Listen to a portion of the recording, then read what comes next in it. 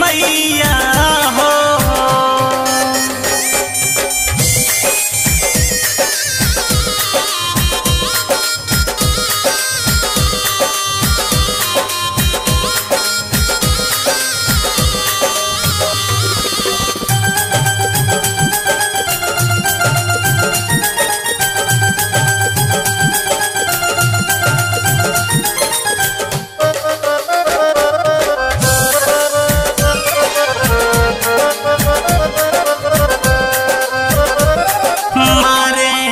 ताना ई जमाना ना सहाला हो, लोग के बोली सुनी दिलवा बड़ा दुखाला हो। फेरी नजरिया हमारा पे माई, अब ई दुखावा नहीं सहाय। मारे लतहना ई जमाना ना सहाला हो, लोग के बोली सुनी दिलवा बड़ा दुखाला हो। फेरी नजरिया हमारा पे माई, अब ई दुखावा नहीं सहाय। बोले लिखी बोली ससुरी बनी निर्दयिया हो,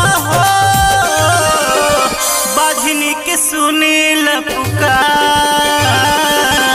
हे छठी मैया हो। बाझनी के सुनील पुकार हे छठी मैया हो।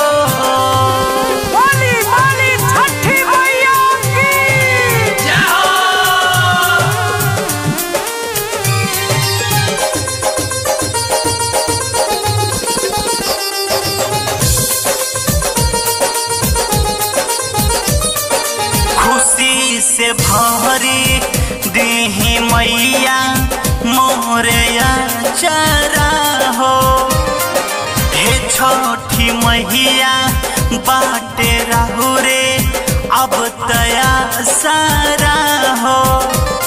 ललन विद्यार्थी गोहरा गाई के भजन सुनावेले।